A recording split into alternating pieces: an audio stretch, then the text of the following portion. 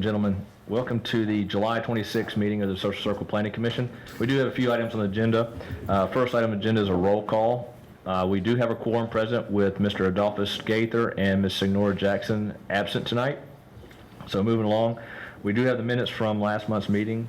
Everyone had an opportunity to review those minutes. If there's any corrections or errors noted, please state so. If not, the chair will entertain a motion to approve the minutes as posted. Motion to approve. Have a motion by Jay for Paul. Second. Got a second by Mike Griswold. All those in favor, please raise your hand. Ms. Barber, the meeting minutes from last month are approved unanimously.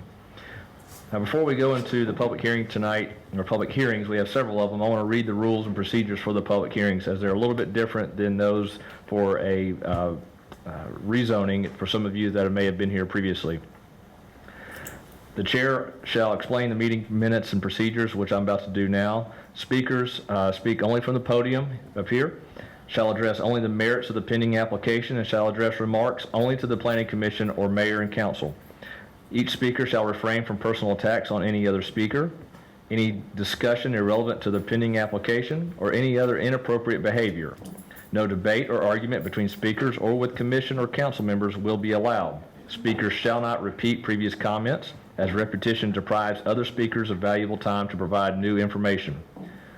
The chair shall refuse a speaker the right to continue if the speaker, after once being cautioned, continues to violate any section of these rules. Speakers should provide supporting documentation at best to provide their point of view. Speakers shall sign the speaker list prior to the hearing. As previously stated, those who would like to speak, there is a list to sign up to speak. Staff will then present the application and its supporting documents along with any staff reports and analysis of the applicable standards and criteria. If the subject for the hearing is a proposal initiated by a petitioner other than the mayor and council, that petitioner or petitioner's agent shall be recognized first and shall have at least 10 minutes but no more than 15 minutes to present the request. Thereafter, all individuals who so desire shall be permitted to speak in favor of the proposal. Persons other than the applicant who support the application are allowed to speak in support of the pending application for no more than 2 minutes each and are also subject to the 15-minute combined total time limit.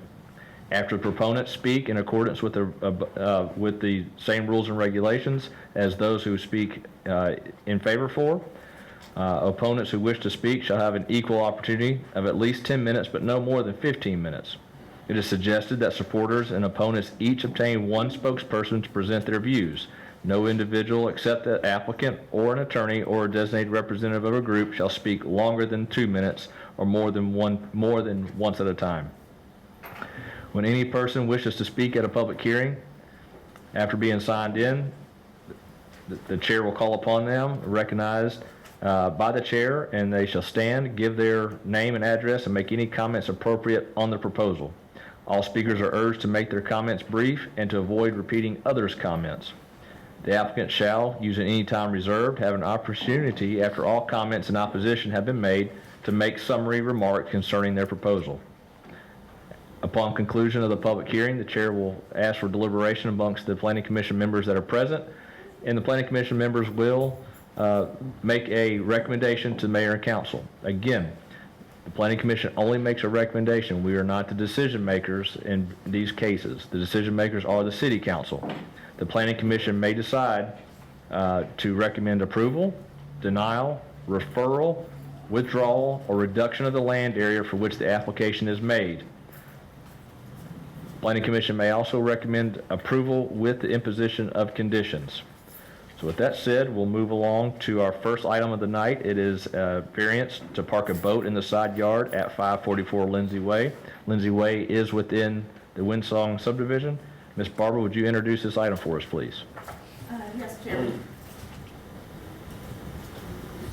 We have an application for a variance to park a boat in the front of the side yard. We had put on there about the side yard, but this, if you look at the picture, I took this one off the GIS, and we do have some pictures the applicant provided. So with that being said, like I said, the variance request is to allow the homeowner to park a boat on the left side of the home along the retaining wall. where the trees and shrubs and foliage to help shield it from the public view. The homeowner has parked the boat there for the past 2.5 years. But if you look on the picture, it's kind of in the front yard, not in the backyard. We do have some more pictures. Sorry. Their house is the last one on the right. You can kind of see where their foliage is at the corner of the front of the house. So we have this application for this variance request to allow the homeowner to park their boat on the left side of the home along the retaining wall. Our ordinance states that you cannot park a recreational vehicle in the front or side yard more than 24 hours. With the exception of our ordinance includes the size, shape, of the topography of the property prevents the ordinance and deprives the homeowner of the same rights as their neighbors. The property narrows in the back on this property, so I'm going to show you a couple of pictures and go from there. I know these are a little dark, they're hard to see, but this is the driveway and there's the boat. They usually park the truck in front of the boat to kind of shield it, but it's in the front yard where the boat is actually located. Now this is their backyard. It has a deck and they've got a John boat under that one, but it drops off right there at the corner. And this property, like I said, drops off at that corner right there. You do have quite a few pictures that the applicant had provided. I did not add them all to the show because, like I said, most of them are showing that the backyard drops off. I do want to say the condition existed prior to the current owner, and therefore they were unaware of the topographical challenges this property presents as they are creating this hardship by choosing to park their boat in this area that is not permitted. After further research, code enforcement has sent several homeowners located in Social Circle notices to remove boats, campers, jet skis that have been parked in an inappropriate storage area. The staff would recommend that the Planning Commission consider recommending to Mayor and Council a denial of the variance request, and the homeowner would need to locate the boat to a proper parking facility. Are there any questions of Barbara at this time regarding her staff report? If not, is the applicant here? She is here, yes. Ma'am, would you come to the podium, please? Thank you. And as, This is Miss Bishop. hi, Ms. Bishop. She's the We owner. have 15 minutes, and you may reserve time should you feel necessary for any summary or rebuttal later. As you can see from the pictures and everything that I've given you, this has been parked there for 2.5 years. The property does narrow as it goes down. It is very steep. I did, when I received the code enforcement, I did have the code enforcement officer come out there. He did review the property, and due to the slope of it, he even said it, because of the angle of it, it is very steep to even put the boat on it. You're at risk of it just rolling down that hill. It drops about at least about this high and drops into a creek area in the back of my yard. The deck was already built there when I bought the home.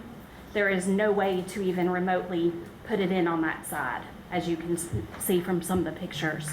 On this other side, without driving into my neighbor's yard and actually driving a vehicle into their yard and tearing up their yard, there's no way to even get anything back there. And then of course the deck goes across the back, so the boat would even stick out across the back of it. Both sides slope down on it. There is no HOA regulations in our subdivision for a boat. That boat, the John boat that's right there, we actually hand walked that down there. That's the only way that it was able to get in there. There's no vehicle that can be put in the back of my yard at all. Without going through your neighbor's yard, correct? Without going through the neighbor's yard, and even if you could, being able to turn a vehicle, you're not able to. And it drops off right here where this tree line is, Yes, it ma'am. drops. And in some areas, it is as tall as this podium where it drops. And then the creek's back there, of course, so if you even try to fill that area, you're dealing with all kinds of issues with Yep. that creek. Yep. There is a retaining wall on the side that I park it against, whereas on the right side, there isn't. So if I were to park it on that right side, my neighbor would just have it basically just sitting there. But on the left side where it is parked, there is a retaining wall, there is trees, there's foliage. Even if I had a privacy fence, it would have to come all the way into my front yard, which is a violation of my HOA and the City ordinance. city ordinance, because of the side of it. And honestly, the foliage on the side, the retaining wall and everything, is taller than a privacy fence would be anyway. There's a crepe myrtle that's there. There's another tree. It's big like a river birch. It's not a river birch, so I forget what it is, but it's a big tree. So there is a lot of that. But on this side, as you can see, I mean, it would be clearly seen. The proposed location on the left side of the house, would it be where the boat sits in that picture, or would it be closer back towards this It's your usually house? back just a little bit further. In this picture, it is a little bit closer. And we do try to park it at an angle because of the slope of that hill. But we do usually keep a vehicle in front of that. My son's car is parked in my garage. I have an Expedition, and my husband has a work truck. We park those vehicles in the driveway or on the grass to keep them out of the road for people in the subdivision. And we do try to keep a vehicle in front of it so that it's not like blatantly seen everywhere. I mean, we do try to do the best that we can with what we have. Try to shield the boat with the car. Yeah, I mean, there's not really, but the slope to it does, I mean, it's like this podium. Yes, It ma'am. goes straight down. So it is a very steep incline. And there's not really, you can see the picture from the back of the deck. It is very narrow Yep. and very tiny. Okay. Are there any questions of the applicant? I mean, if it would go in the backyard, I would have no problems at all putting it back there. Not that this is a criteria for a variance. There are specific criteria in which we have to follow, and which the mayor and council also have to follow to grant a variance. And a variance is a minimum variance that will make possible the use of the property. Your HOA, have they, I know you said that I've there's never had a problem until Code enforcement. The code enforcement brought this. He just Okay. happened to drive by, and I mean, until he did that, I have never had a problem. I've never had anybody contact me. I've never had anybody say anything. We've never even heard from our HOA. Okay. So I mean, and honestly, until he even drove by, I didn't even know it was a city ordinance. Okay. Any other questions for the applicant? And I mean, I've been there for 4.5 years. And Bo's been there with you? Mm-hmm. Okay. Ma'am, you have just under 10 minutes remaining, so we'll keep that, we'll note that if you have to stand up and give a summary. No, I mean, I did a lot of pictures, and I mean, I put a lot of information in the variance request that actually tells you about the top of the layout of the land and everything like that. So I think you have a lot of it in there. Yes, ma'am. Okay, I do have a question. go ahead. You said you've been in the home for 4.5 years, Mhm. and the boat's been parked there for 2.5 years? Mm-hmm. Where was it parked before that? Right there. Before the 2.5 years? No, it's been parked there the whole The time. whole 4.5 years? Mm-hmm. It's been there the whole time, and we've always put it on that left side, except for, I mean, obviously if we're taking it to the lake or we have just pulled it in and we're unloading it, but that is where it's always been parked. Okay. Thank you. Mm-hmm. Okay. Thank you, ma'am. If there's any other questions, we'll ask you to step back up. Thank you. At this time, is there anyone who would like to, that signed up that would like to speak in favor of this variance request? Seeing none, is there anyone that would like to speak in opposition of this request? Seeing none, we'll close the public hearing. Guys, any thoughts up here? I'm looking at the criteria for granting variance in our code section 1501. And just for the record, I'll read them out. It's A, there are extraordinary and exceptional conditions of the property in question because of its size, shape, or topography. B, the applicant of the ordinance to this property, the application of the ordinance to this property would create an unnecessary hardship. C, such conditions are peculiar to the property. D, such conditions are not the result of any actions of the property owner. E, a variance if granted would not cause substantial detriment to the public good nor impair the purpose or intent of this ordinance. F, the zoning proposal is consistent with the construction and design standards and criteria adopted by the city. G, the variance is not a request to permit a use of land, buildings, or structures which is not permitted by right or by conditional use. H, the variance is the minimum variance that will make possible economically viable use of the land, building, or structures. And I, the variance is not for a use of land or building or structures as prohibited by this ordinance or to change the density of a use allowed by the zoning ordinance or to grant a development right or standard in conflict with the conditions of zoning. So I think in this particular application, looking at the size of the lot, looking at the topographical conditions, those would be the applicable standards. Any thoughts of the commission?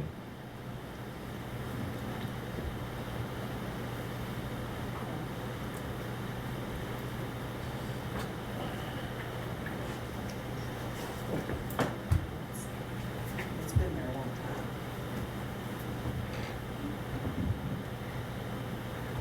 time. The only issue that I see is my only issue is the precedence aspect of it. You know, because I mean, if you look at the maps, you see across that whole neighborhood, there's all sorts of trailers and boats and things parked in all sorts of driveways. And so, you know, this is the only one we're talking about, but, you know, what's it going to do for those other people that, Can yes, I say something? can, In our covenants, it does specifically state about trailers, campers, any item that you may live in. But our covenants, our HOA covenants, have absolutely nothing that is noted, and I did provide a copy of them, about a boat. yes, ma'am, I understand. But the thing is, you know, I look at it from across the board as far as the city goes, you know, and having to make a decision based on the future aspects of it with the precedent that we would set as far as people asking and not asking. You know, if we say yes to it and there's one out there and other people start to do it and they don't come to us for the variance, then, you know, what is it? You know, we have one person that comes to us and gets it done, but nobody else comes and gets it done, and we just have everybody parking stuff out there because I think it's okay.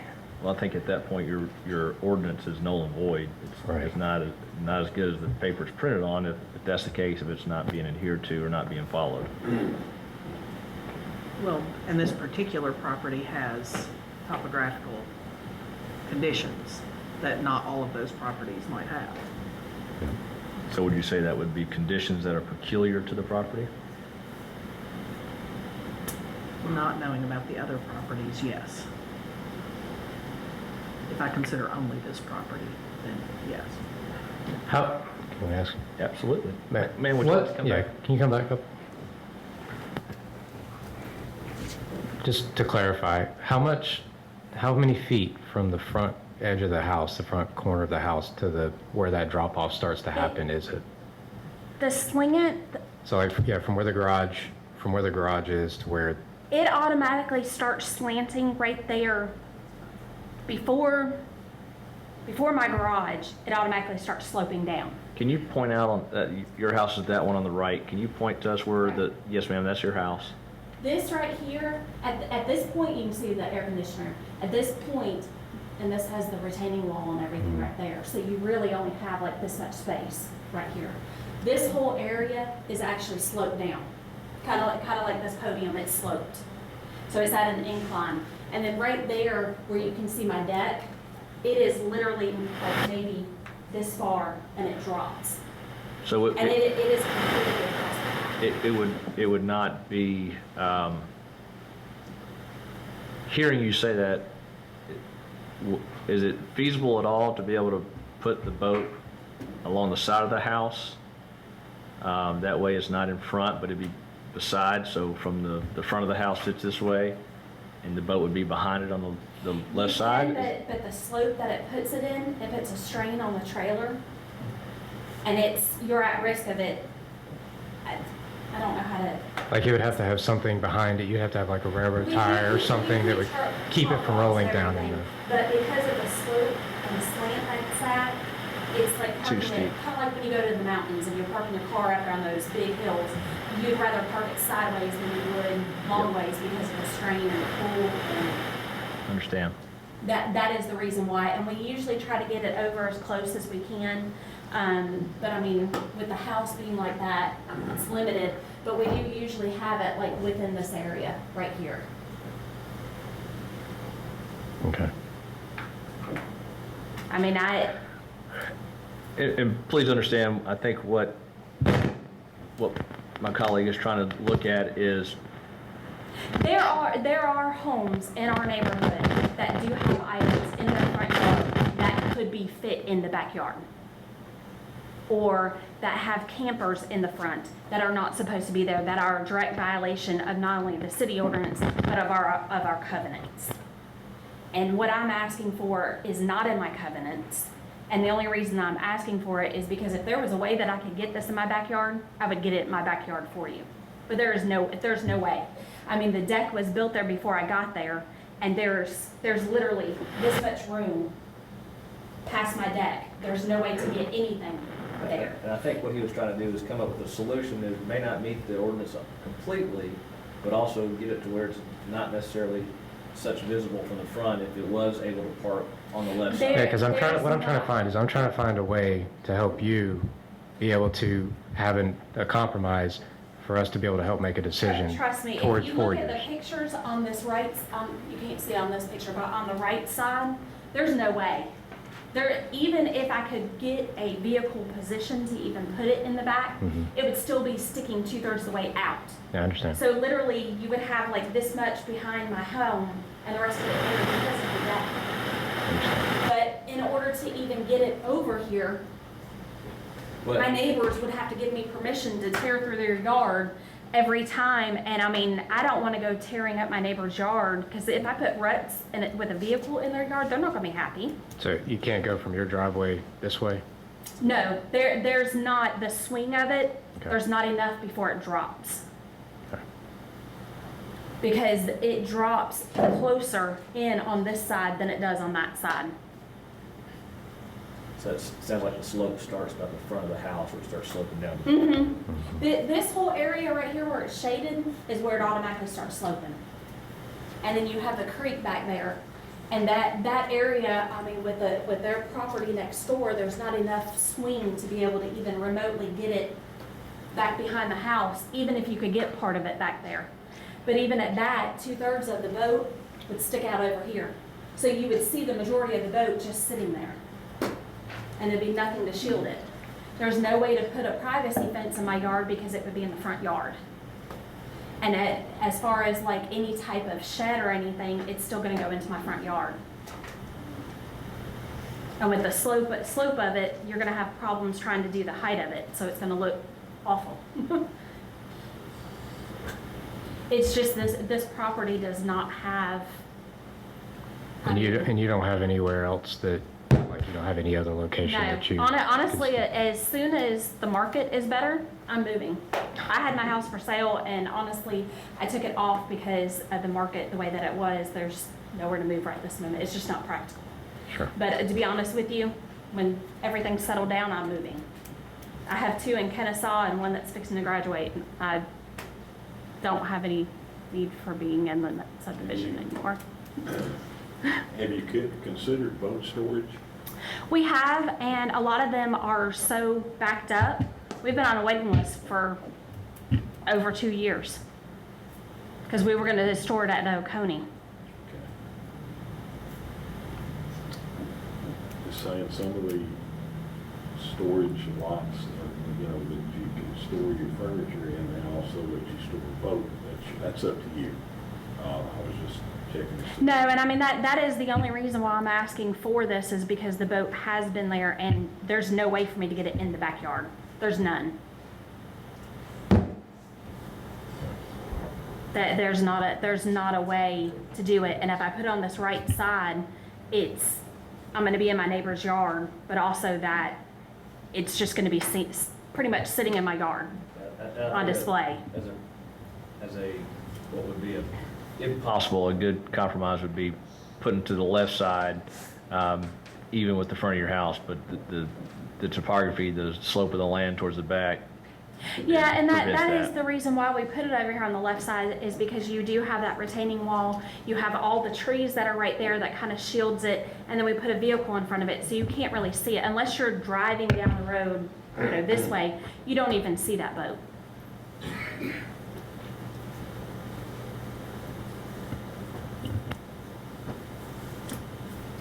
Any other questions?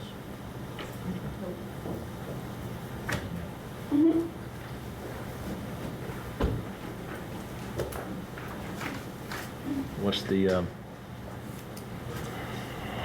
thought of the planning commission? And again, just go over the actions that we can take is to make recommendations. We may decide not to make a recommendation, which if goes to the city council with no recommendation, it is therefore a recommendation of approval. We may recommend approval. We may recommend denial. We may recommend referral or withdrawal, or a reduction of the land for which the application is made, or approval with conditions.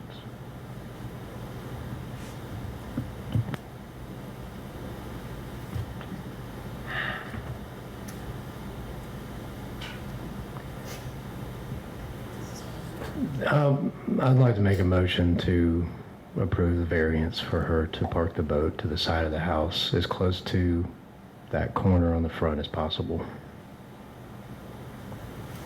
All right, so in summary, Jay Paul made a motion to approve the variance to allow the applicant to park the boat in front of the house on the left side, closest to the house as possible. Correct. Okay. Is there a second? I'll second. Okay. Valerie, second. Any other discussion? Not, all those in favor signify by saying aye. Aye. All those opposed, okay. Were you, I'm a no. okay. So that was a vote to approve with Mike Griswold in opposition. Okay. And ma'am? So again, we just make a recommendation. Your request will go before the city council. They'll hold a similar public hearing. Similar to This tonight, they'll make their decision. Here's the unique situation. You can stay or you can go. You're welcome to leave. We're past your request. We're not going to revisit it. So if you care to leave, you're welcome to. Thank you. So the next item on the agenda is a variance to increase the 60-foot maximum parking to 200-foot parking to allow 8 rows of parking. Let me see if I read that correctly. To allow an increase from 60-foot maximum parking to 240-foot wide to allow for 8 rows of parking at 1365 East Hightower Trail. Just for clarification purposes, this item and the next 3 are on 3 separate properties. They are variance requests. These properties are zoned industrial, have been zoned industrial since 2000. And if they were to comply with all the requirements of the city's ordinance as far as dimensional standards, setbacks, so on and so forth, they could submit plans for construction today. But they are here asking for variances to reduce what they deem are hardships on their request. So this is not a zoning request, this is variance request. Just wanted to make that clear in case anybody had any concerns that this was zoning. It is not. With that said, Barbara, would you introduce this item for us? Excuse me, yes, sir, Chairman. The applicant is Walton Leaf. She's developed a distribution warehouse, and distribution center and warehouse known as Social Circle Logistics Center, located off the Social Circle bypass, Highway 11, and East Hightower Trail. The applicant has asked the city to grant a request to increase their parking field from the maximum 60 feet allowed to 240 feet to allow for 8 rows of parking and 4 drive aisles. I do have the pictures. I'm just going to kind of stop and go forward a little bit. This is where the property was zoned I-1. This is off our GIS. And this is how the buildings would look. So Barbara, can you go back to the color rendering right there? So this particular request is, can you use your cursor to point to where this request is in the upper left corner of the proposed 1 million square foot building?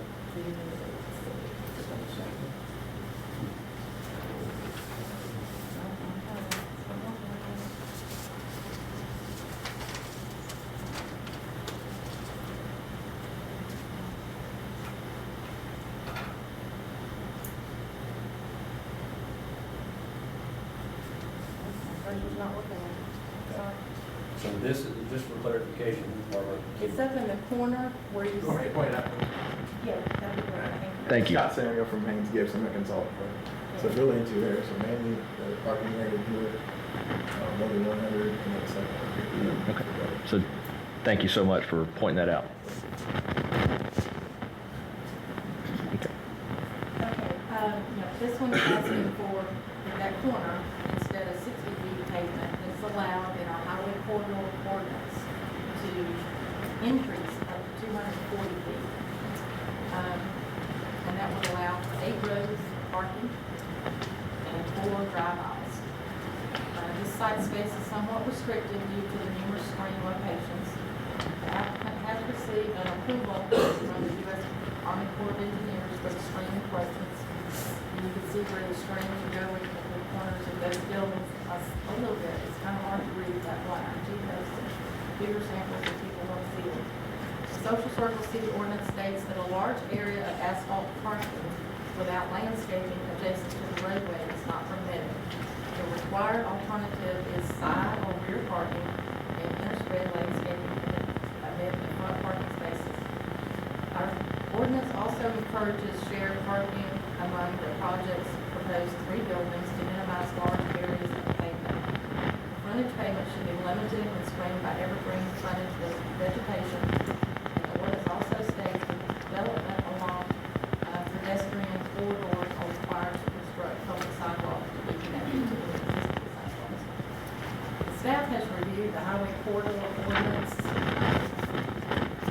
this week, actually, and came up with a little bit better idea than just saying we approve a variance, because the variance is, like Chairman stated, it's why we grant variances.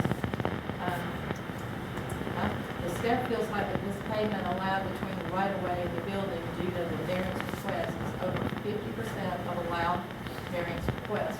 Our ordinance does state that you cannot request anything over 50% of an increase or decrease.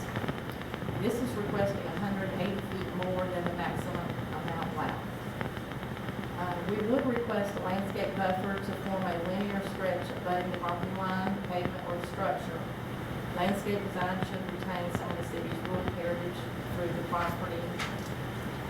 Conservation of green space, frontage, and perimeters. Minimal frontage parking, limited signage, and adequate screening of loading, docking, storage, and refuge areas. A variance is to provide minimum relief necessary for the use of the property and not to overbuild the property. Staff is recommending denial on this request. If you look at the corner of that building, you can either shrink the building down some and move parking back, or you can go around to the back, which is actually road frontage again, but it's on the East Hightower Trail. That's not on the highway corridor. Okay, Barbara, I think you just said something pretty important that I know it is helpful for my ears to hear, that this request is due to the corridor overlay district. And on this map you have shown here, and has it on my map. It shows the corridor overlay line, the location of it, which goes through 7/8 of the 1 million square foot building, circles back around, encapsulates all of the 532,000 square foot building that fronts also the Social Circle Parkway. So this is a variance request from the corridor overlay standards and not the traditional I-1 zoning standards. Therefore, they could potentially reduce the footprint of the building and shift the parking that we see there at least 6 rows and put them on the other side of the building, which would be outside of the corridor overlay. Is that correct? Okay, thank you. Are there any questions of Barbara by Planning Commission at this time? If not, Chairman, Commissioners, ladies and gentlemen, good evening. I'm Greg Osborne. I'm managing partner of Walton Leaf Commercial. I'd like to also introduce Scott Samuel, who's our civil engineer and a lot more smarter than I am, and answer some of these questions that I'm sure you'll have. I would like permission to give you a little bit of background on our thought process when we purchased this property and how we came up with this site plan, if that's okay. You know, we had 2 choices. We could cut down all of these trees. These are all native trees. Okay, we could have cut down all of these trees. We could have gained at least 1 more building, perhaps 2, which would be more profitable for us. We would have had to get an individual permit from the Corps of Engineers. These tree lines, in the middle of these tree lines are the streams. The streams are about 2 to 3 feet wide. They're not babbling brooks with trout in them, okay? And we understood the overlay district when we started to decide how we were going to address this property. And we came to the conclusion that we like the trees. We want to save the trees. And therefore, we wedged these buildings in between these creeks. We got a nationwide permit for road crossings and other encroachments. Our buildings are on average around 15 feet below the level of Social Circle Bypass and East Side Tower. We have significant screening of evergreen trees and landscaping throughout the property. We would love to be able to move these larger parking lots to other locations. However, that would encroach in another stream. And to do that would simply lead us to ask for, apply for an individual permit and cut down all the trees. We think it's cool to have a logistics center that has a tree line weaving its way through it. You don't see those very often. In fact, I've never seen one, and I've been doing this 40 years. So that's how we got to where we are. And we paid $485,000 for our stream credits for our road crossings. And to reduce the size of our buildings makes the project not profitable. So these are the size buildings that the market is demanding, and that's why we chose these sizes. We would love to have bigger buildings down here, but we can't put them there without cutting down all the trees. We think this will help us lease the property. We hope that this will be received positively by the city of Social Circle. And, our idea is to kind of have a little walking trail through the trees for the tenants, employees of these buildings. So as you said in your opening statement, we are zoned industrial. And, we could eliminate the trees, get more square footage. We don't want to, and we're not threatening to do that in any way. I'm just trying to explain to you how we got to where we are. So, we're over $3 million in landscaping. We got 60-foot tall evergreen trees all the way around East High Tower and along Social Circle Bypass. If I could cut these parking lots in half and move them somewhere else, without encroaching on the streams and cutting the trees down, then, we would do that. We looked at every single possibility that we could have. There may be some we overlook, but we think not. And, you can see our detention ponds. So that's how we got to where we are. And, we would love to not have to ask for any variance. And had we chosen to cut down all the trees, we would not have to ask for any variance. Because we'd have plenty of room to move the buildings away from East High Tower and away from such sort of properties. But we, again, we think the trees are great, we think they're pretty, we think it's an asset to the development, and we think it makes the development more attractive to people coming into the city of Social Park. Our buildings are Class A buildings. They look nothing like DART. They look nothing like General Mills. They're very attractive, and Barbara has a rendering to show you at the appropriate time. So with all that said, I hope that I've given you an understanding of why we are asking for this variance and other variants. This is the only variance that exceeds the 50% criteria that we're asking for tonight. So I'm happy to answer any questions, or Scott can help me answer any questions that are of a technical nature that I can't field.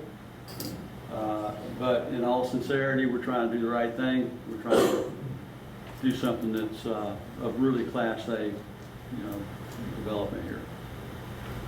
And this is where we are. And again, we would not request this variance for them either. And these parking lots, again, are 15 feet below the roads.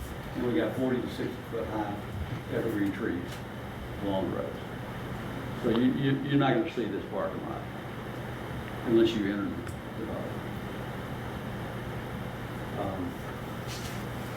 So, as I said, I hope that gives you a framework of how we got to where we are.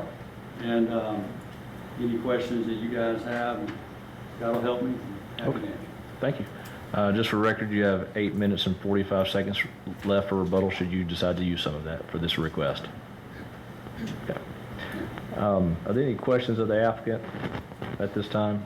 I've got a question for Barbara, a procedural question. The applicant did speak about the trees, and I'm looking on the site maps. We've got state waters buffers. The city has adopted the state minimum 25 foot from restricted vegetation. To my knowledge, I don't recall a city ever adopting anything larger than the 25 foot. Is that correct, Barbara? A stream buffer? Okay. So you, Now, in the water regulations, there is something about water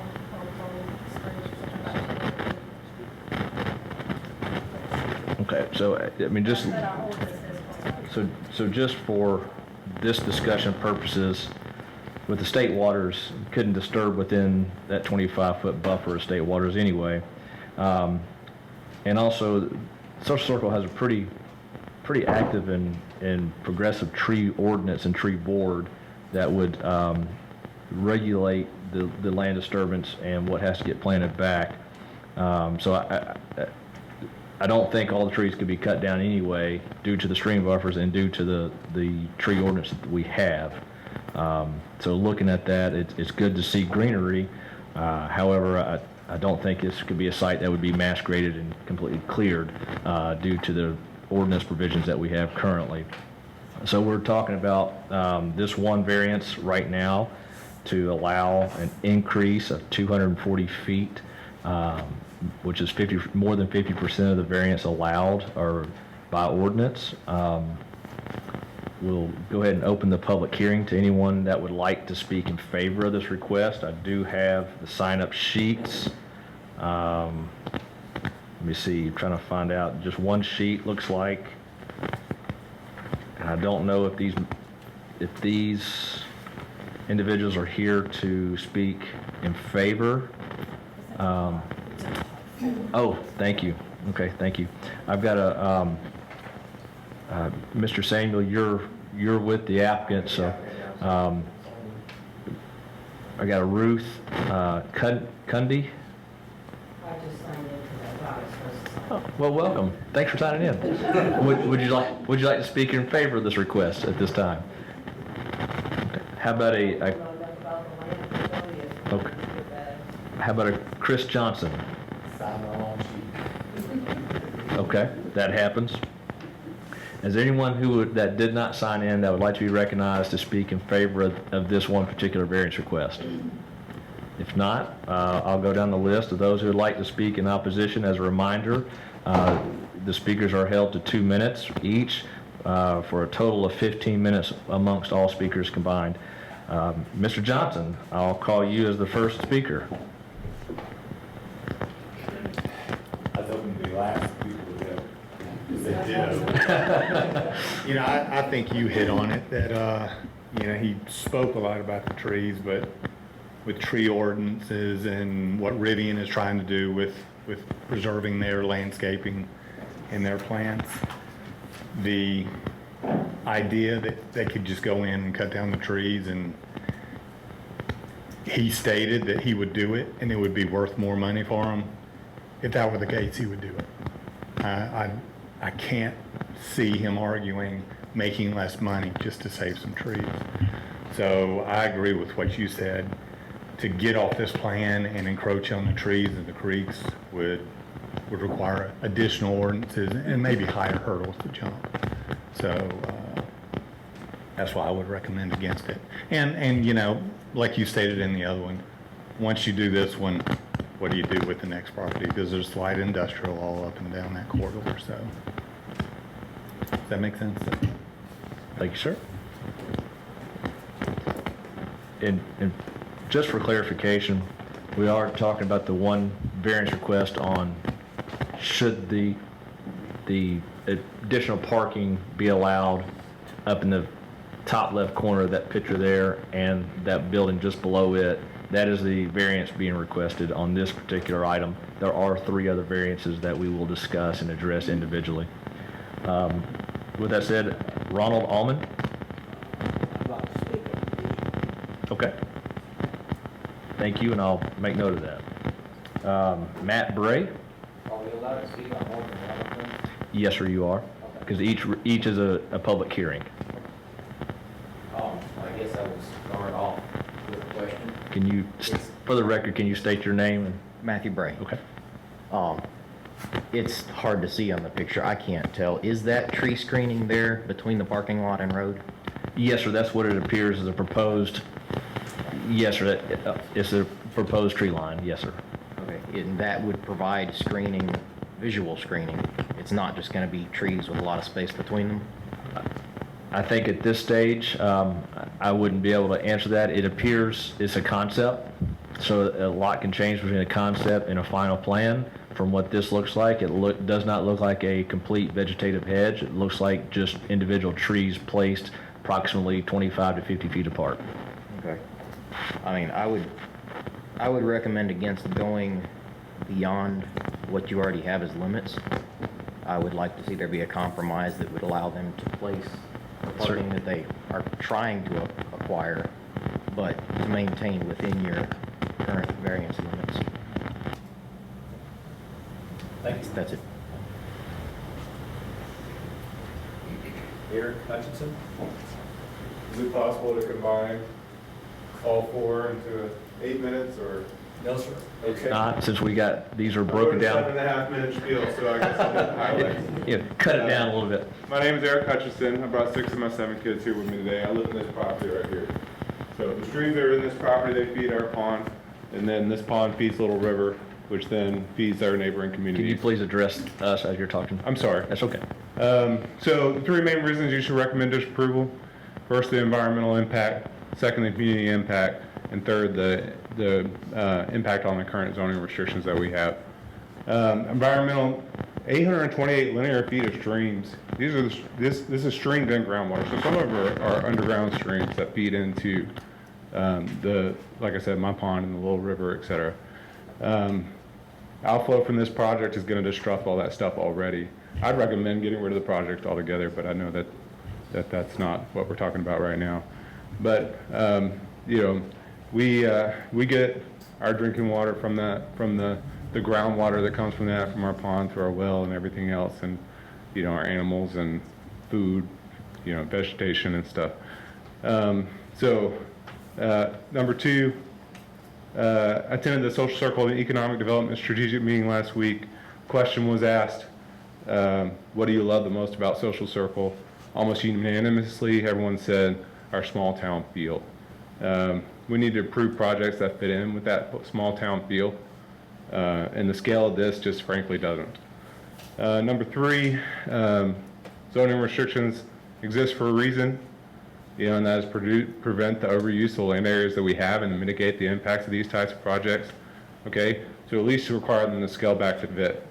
They're squeezing every bit of revenue, and you know, that's what I wrote down at least. They're squeezing every bit of revenue space out of every inch of that land. Approving their request will set a precedent for that practice is okay. Our plan for 2040 has a quarter of our town being light industrial.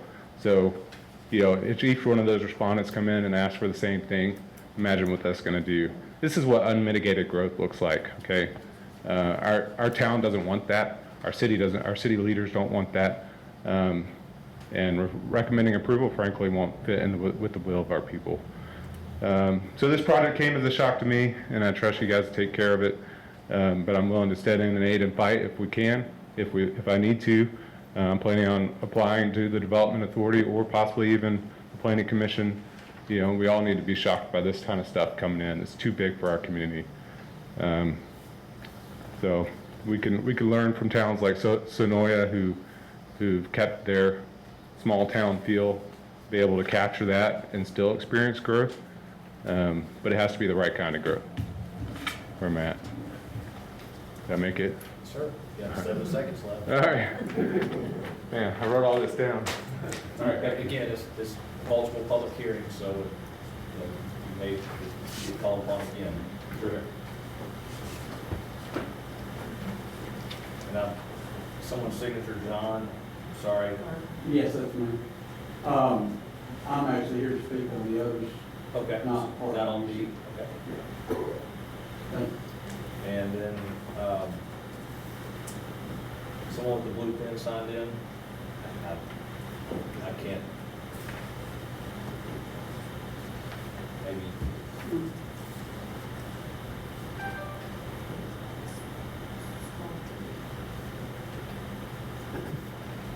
Does someone sign in with the blue pen on line 5? I want to give you an opportunity to speak. If not, is there anyone else that'd like to speak in opposition of this one variance request tonight that didn't get signed in that would like to speak? Okay. Seeing none, we'll close the public hearing portion.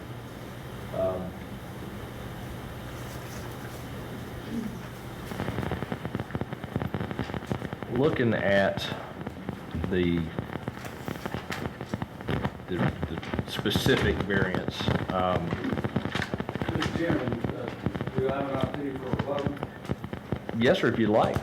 Yes, sir. Okay, got it. Let me get my time back. Okay.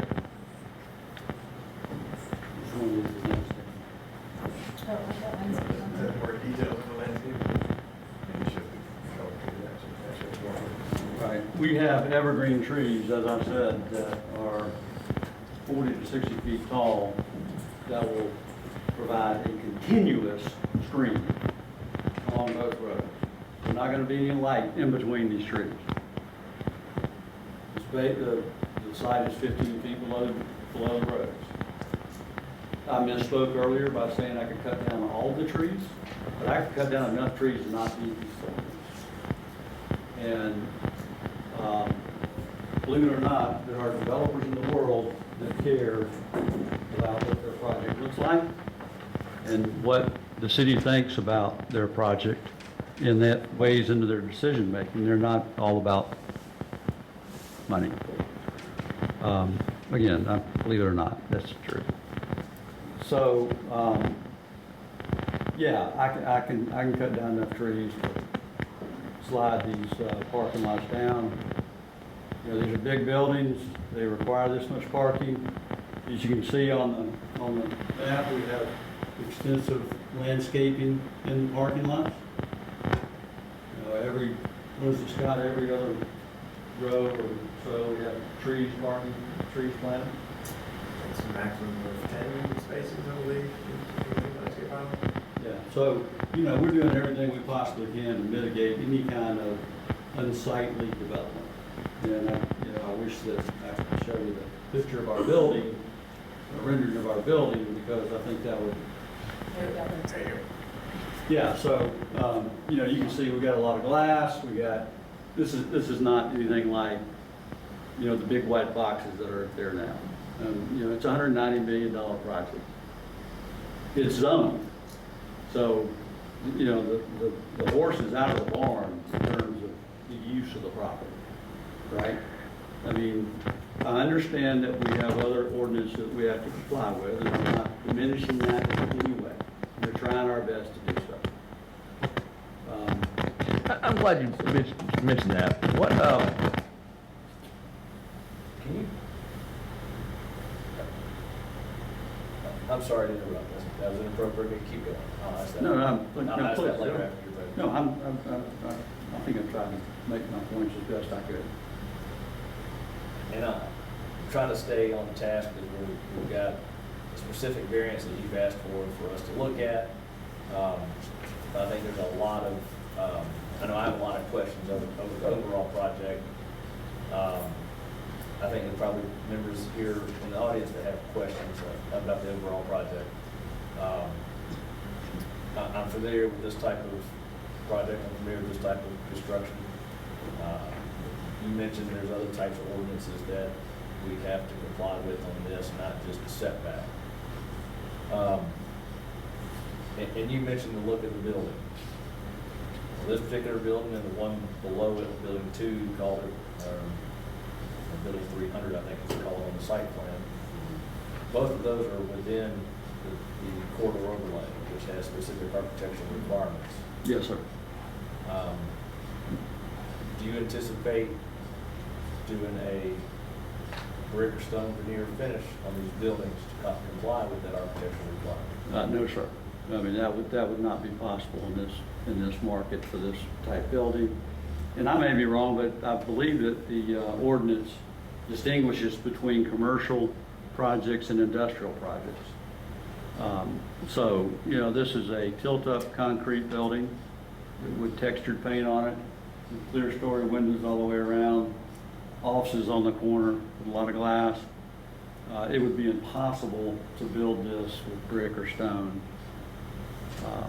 So as a if- facade. If that was a condition that this body would recommend, a condition of approval of this particular variance is that the facade facing the Parkway and East Hightower on both building 300 and building 100 would have to be finished in 70% brick or stone veneer.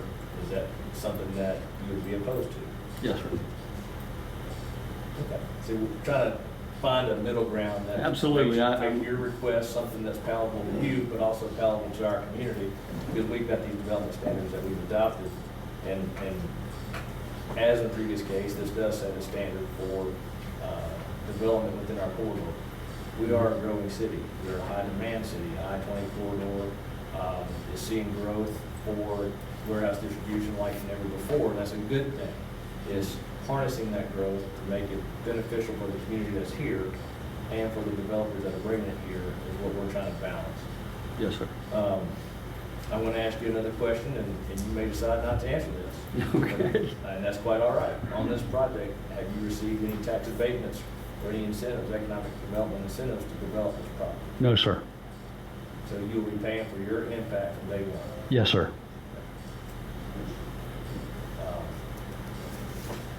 Any other questions for the applicant about this one particular variance to increase the distance and the number of rows of parking?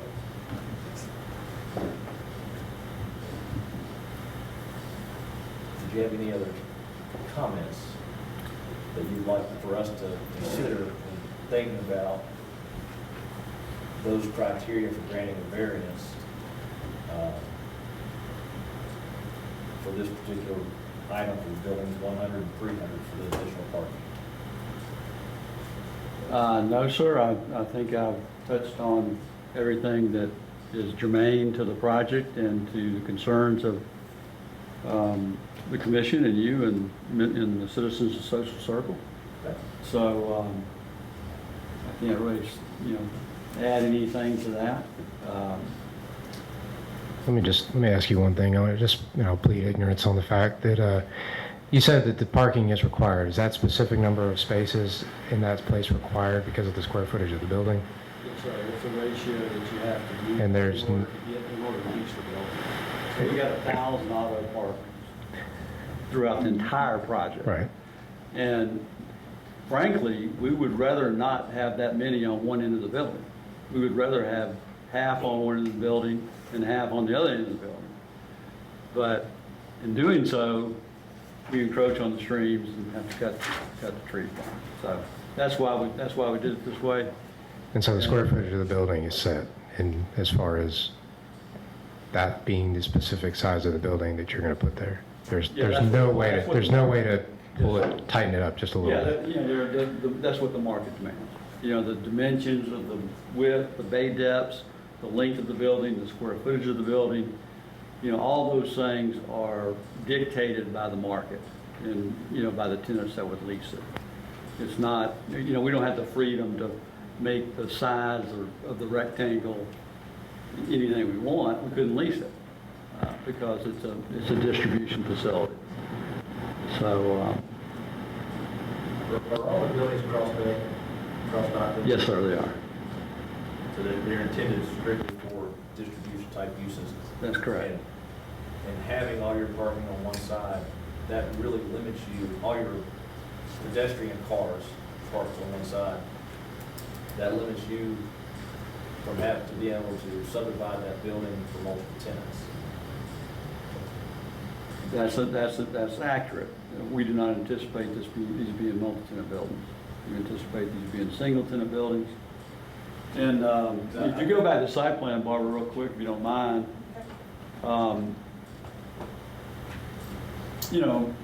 we could take a row of these spaces and put them down here, right, Scott? Not maybe, yeah, it was one. And put them down here and loosen trailer storage parking, which is coveted to distribution tenants. And that would reduce the request somewhat. I don't think it would get it to 50%, would it? But it would get it closer to 50%. And we're happy to do that. I wish we had the luxury to do that down here, but we just don't have, we don't have the space.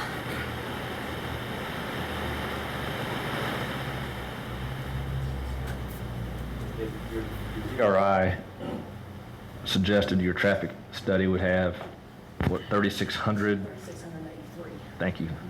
New daily trips. And obviously, those trucks, most of those trips will be goods being shipped in and out, intermingled with the pedestrians that work within the distribution warehouses. And that's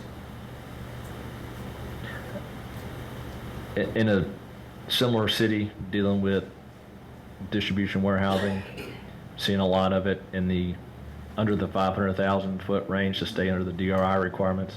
And yes, trailer storage is a big need for them. And unfortunately I've got a lot of pictures of some sites that are not that are, I would say, probably overbuilt. I don't want to use the term 10 pounds in a 5-pound sack, but that's kind of what comes to mind. Sure. And that's what I want to avoid here. And I'm sure you, as the developer or landowner, don't want tenants in the same situation where they're crawling all over each other. It's not a good scenario for you, not a good scenario for your tenants. Those typical tenants will sign 20-year leases, will start looking for ways to get out when their products and their employees can't come and go. And that's my experience with And we have retained a very prominent traffic engineering consulting firm. And we have done traffic studies with cameras on both roads for a prolonged period of time. I think that our truck count, anticipated truck count daily is 900, is that right? It's in the 1,300, I believe. So out of those trips, you drove 3,000 plus. I think 2,000 of those were employees going back and forth. So we anticipate about 1,000 employees. So it's 2,000 trips if you have the come and go. And it was about 1,380 truck trips, I believe, total throughout the development. Okay.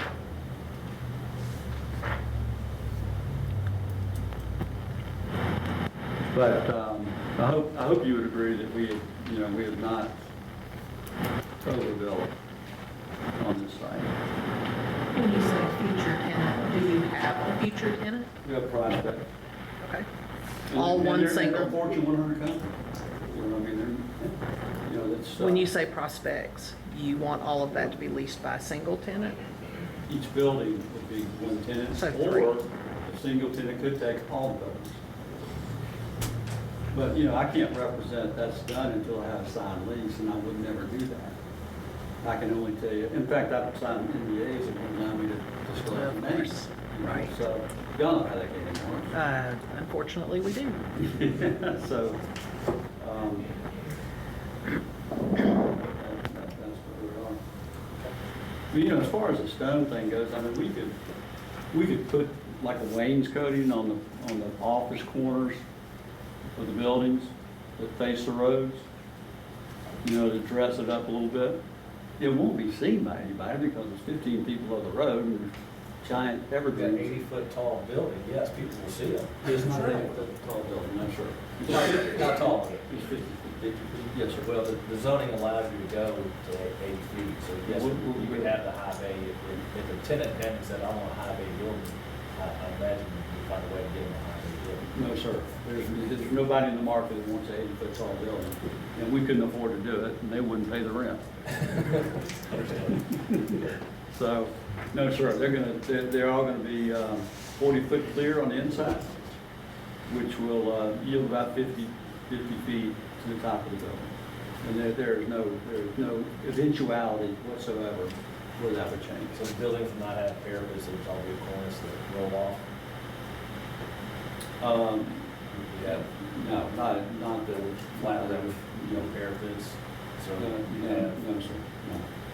I mean, the roof's drained from the center out, so the width of the building determines how high the peak is.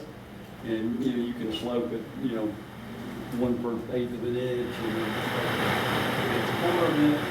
So we evaluated all that stuff, and it brings into play different fire protection systems that are very expensive that, that we have to incorporate. So, we've looked at all those things, but you're not gonna see these buildings from the road.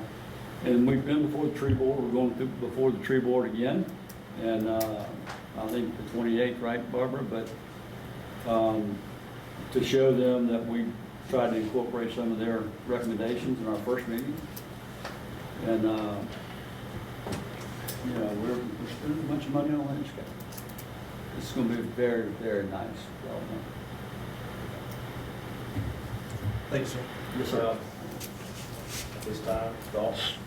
From the Planning Commission on this variance request for increase in maximum parking from 60 feet to 240 feet, which would allow 8 rows of parking spaces between buildings 100 and 300 and the Parkway. I have thoughts. So,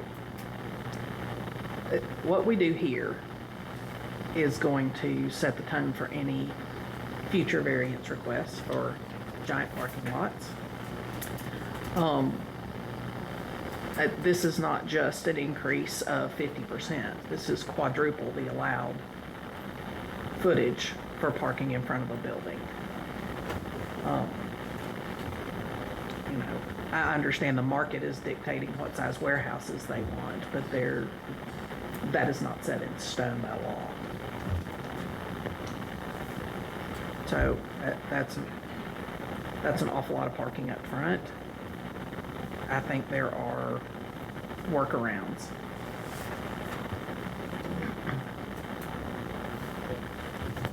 Anyone else? Brown? Mr. Griswold?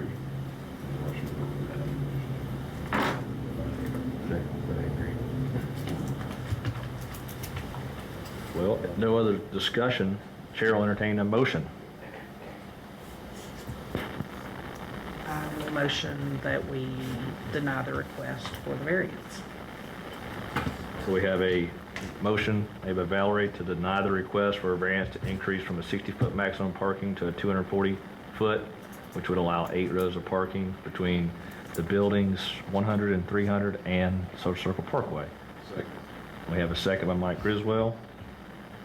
There's no other discussion. All those in favor of the motion made by Valerie, please raise your hand. All right. But that variance request recommendation is to deny. The next item is a proposed decrease from a 120-foot building setback to a minimum of 95-foot setback for parcel C, SC 230005. Barbara, would you walk us through where this is at for the requested setback?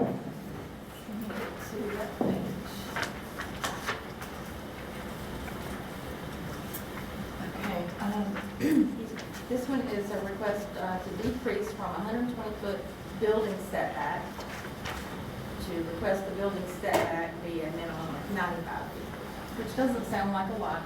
And I know it's hard to read. 100-foot landscape buffer that's required, 120-foot building setback would be an encroachment into that 100-foot landscape strips that they're asking. The applicant's ultimately developing a distribution and warehouse logistics center on the Social Circle bypass and East High Tower Trail. The applicants asked for this 120-foot building setback required to be reduced to 95 feet. The ordinance states that in our highway corridor ordinance, it states historical, commercial, and institutional properties have a very defined setback, and few properties deviate from these established facade lines. Properties that deviate distract from the streetscape. New construction and redevelopment shall closely adhere to the established facade line. Although the setback may not be the same as in historic areas, similar setbacks create desired harmonious streetscapes such as that found in the historic district. Our city engineer provided the staff preliminary comments regarding this project. He stated that a traffic report indicated a center left turn lane and decel lane would be required at driveway number 3 on East High Tower. And I'm kind of going through some of this because of these setbacks. Like you said, we're going to have like 2 or 3 more. And he said the impact that would be existing would be impacting the city utilities such as water, gas, and sewer. So along these roadways, if there's water, gas, and sewer, that if we ever need to have any relocation of the lines, the engineer advised that the widening maybe of East High Tower should be done on the applicant's side of the roadway due to CSX railroad proximity. Permitting through CSX would be required. The engineers also found that the project site space is restricted due to numerous stream locations. And the applicant has received approval from the U.S. Corps of Engineers for the stream encroachments.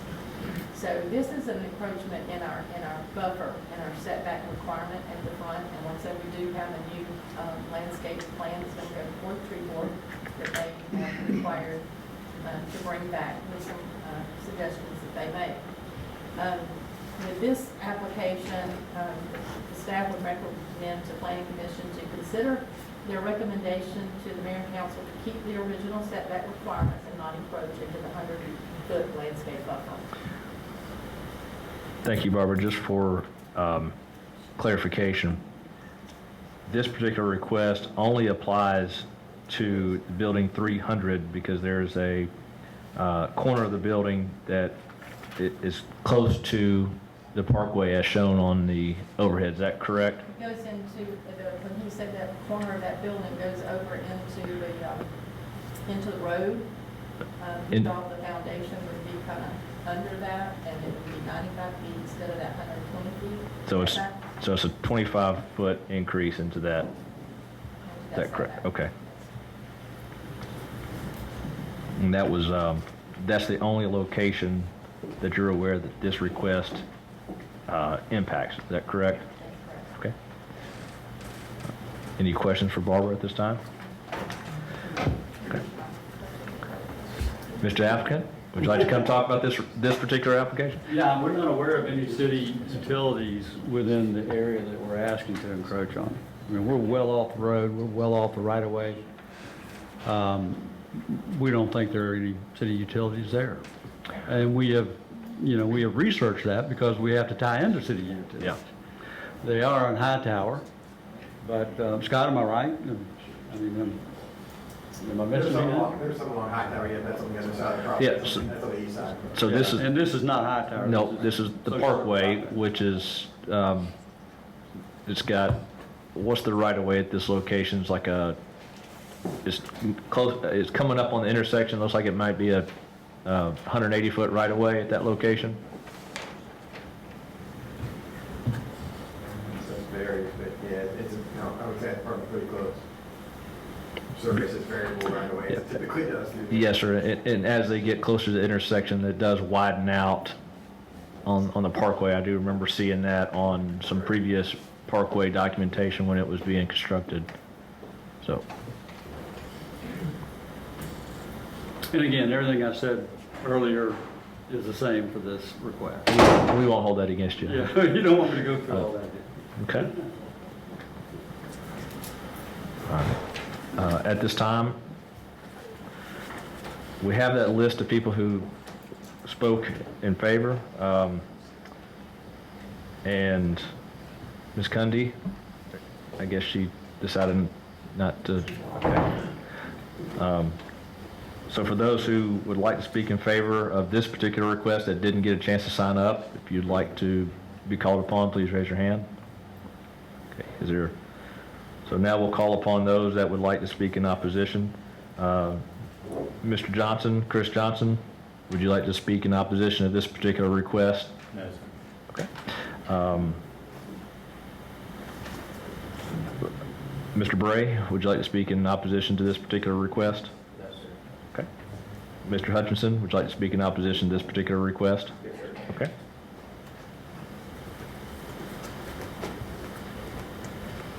And again, I reiterate what I said for the previous request, that it applies to all four of them really. But again, I mean, well, not to rehash, but it's an issue of scale. Right now, there's very little thought given to the impact of noise and light pollution of a project on the area. Right now, I could go out on a moonless night and still have plenty of ambient light due to the DART and the General Mills warehouses and where they are currently. And we hear them all night long. Mr. Hutchinson, I'm going to pause you right quick. Are you going to speak about this particular request and the impacts of this? The impact of this is just the scale. The scale, the reason we have the zoning restrictions we have, is to keep things from outpacing the little land that they're giving. So everything I said before, and it's just, it's too big, it's too much. Okay. Thank you. Mr. Gardner, would you like to speak on this particular request? Okay. If you'll state your name for the record, please. My name's John Gardner. To be clear, I'm not here in opposition of the project itself. I'm not even in opposition of the numbers. The ordinance, or the zoning, excuse me, yes, the ordinance as it is now for the setbacks, or the numbers that are requested. I'm here in opposition of the change. Where did it go? Oh, sorry. Throughout different meetings in the city here as of late, we've heard discussions, and you hear the term historical value, historical character, intention for the highway corridor to complement the historical character of the social circle. These variances were established as a baseline to define this character. the character of both the city and the industrial and the commercial areas together to intermingle and to flow, so to speak. This being one of the first developments in recent years, I don't think it's a good idea to start changing the ordinances that have been established for that reason, because as it was stated by one of the members and other folks, it's setting a bad precedence down the road for all these additional developments that are going to come. As you said, we're in the hotbed of development, it's going to happen. But I think we need to draw a line somewhere and decide this is where we need to hold, bless you, ma'am. I was looking through one of the other agenda items, and it was brought up earlier about the Corps of Engineers reports and things. One of the things I noticed on there is there are setbacks for the streams and the waterways. I'm confident those setbacks will be adhered to. Those setbacks are no more important than our setbacks on the roadways, in my opinion. You need to take that. That was your time up. Oh, was it? Okay. There you go, I'm done. You're on Thank the you. list and All right, the thank next you. item as well. Okay. Is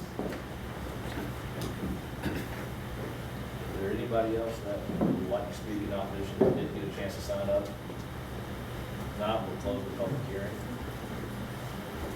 And Mr. Applicant, you did Have several minutes of rebuttal time if you'd like to say it now.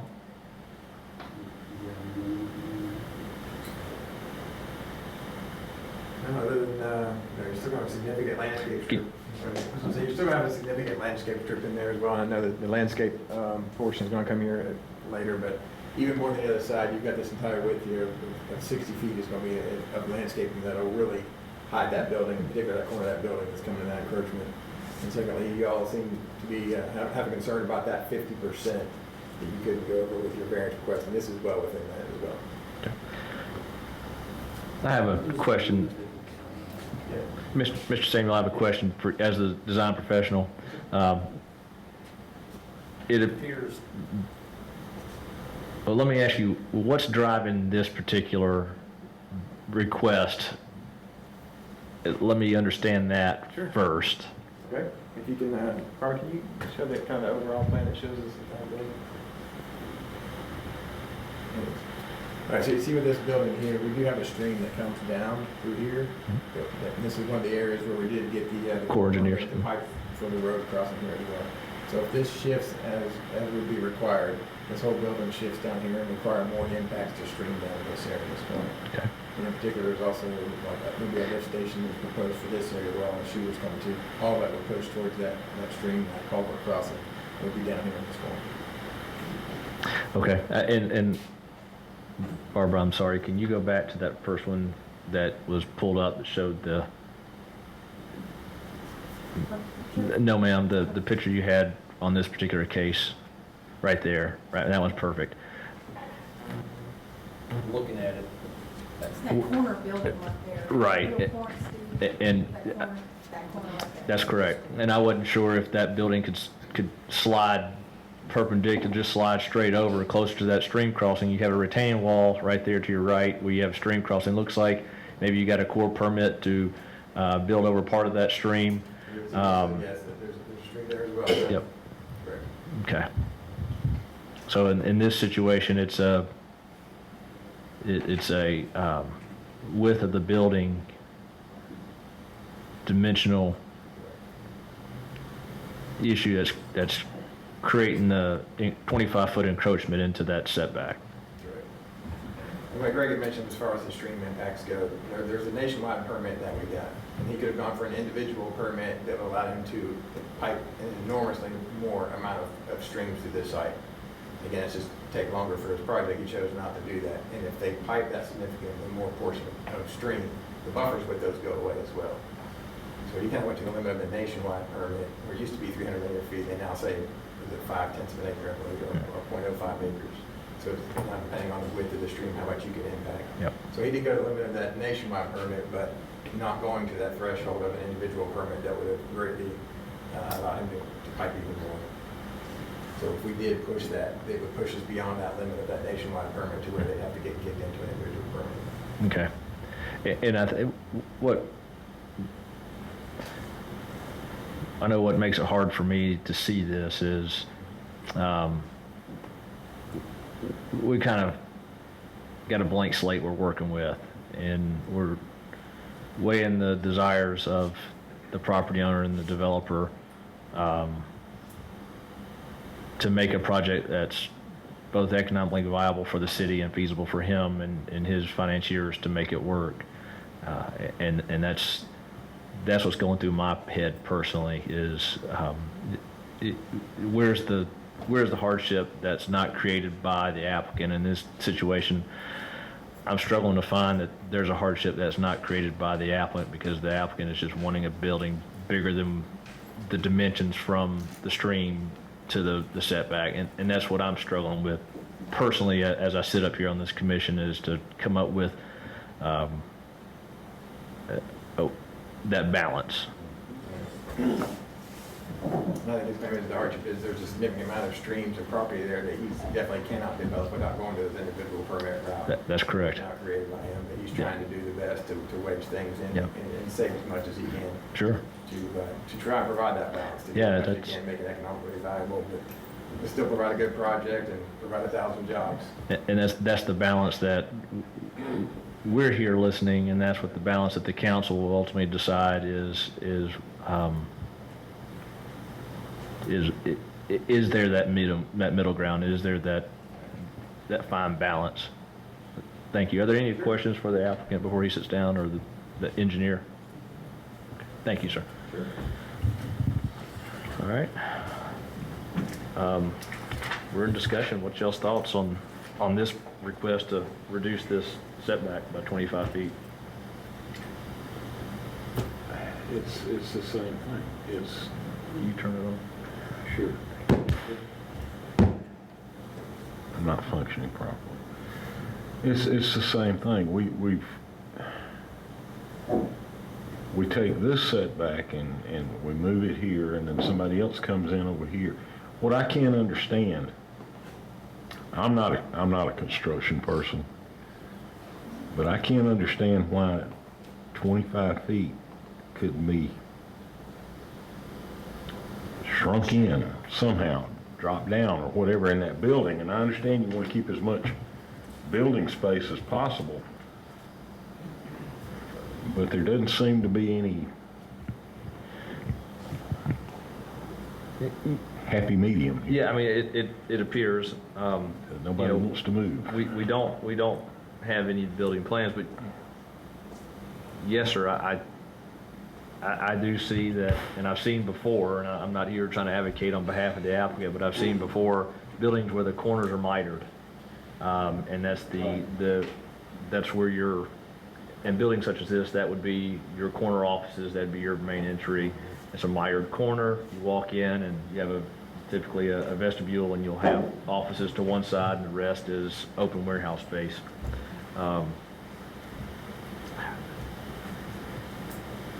Mr. Osborne, has that been given a thought to maybe have a mitered corner building there? Well, the construction process with the tilt-up panels makes that a little bit more complicated than, say, a steel frame building. It can be done. I'm not saying it can't. Our thought was that it's within the 50% threshold in the ordinance. So our viewpoint was that we were complying with the ordinance in that way.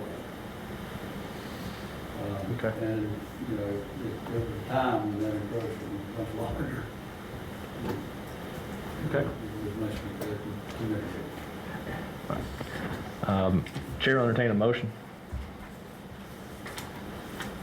No motion to deny. Can you? Motion to deny. Okay. Let the record show Jay Paul made a motion to deny the variance request. Second. To encroach into the building setback from 120 to 90 feet, a total of a 25-foot reduction. And Mike Griswold made a second. All those in favor of the motion, please raise your hand. Okay, that That motion to deny, recommend denial has passed. Ms. Barber, we have a reduction of a 50-foot landscape buffer along East High Tower Trail to a minimum of 25-foot buffer. This is for parcel SC 23006. Can you introduce us? Did I misread that? On item D, on the agenda, it shows a reduction of a 50-foot landscape buffer along East High Tower Trail. Foot buffer along East High Tower, 25.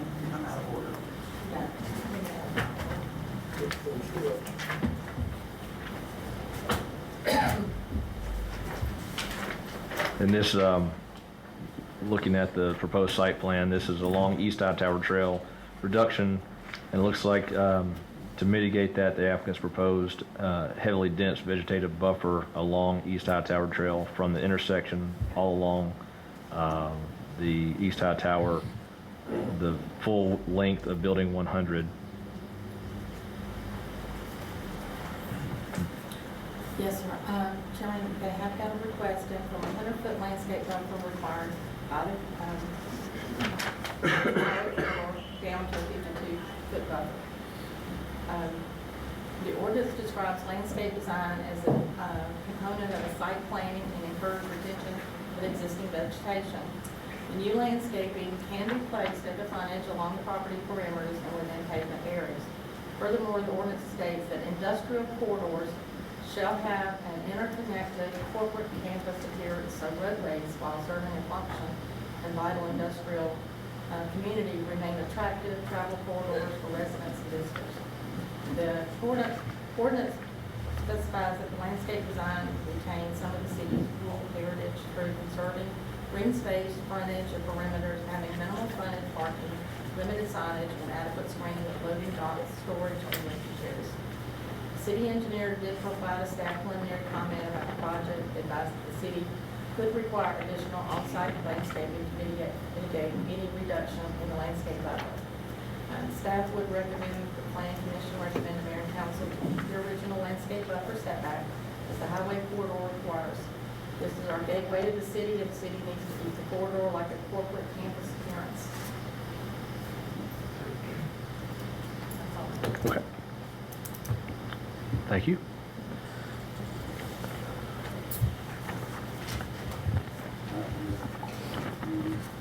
So on this particular request for the applicant, again, for those that might be thinking, this guy up here's lost his mind, he's asking for us to do the same thing over and over.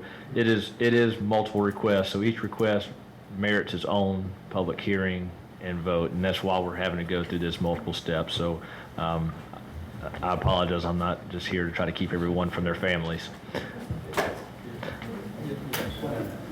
So, Well, along with this request, the absolute minimum is 25. Northwest corner. Yes, sir. 25. It starts at 45 down here, so it wasn't 25 throughout the whole thing. So Okay. it is pretty close to your 50 here, but since the road goes perfectly parallel with the building, it kind of narrows down as it gets down to that corner.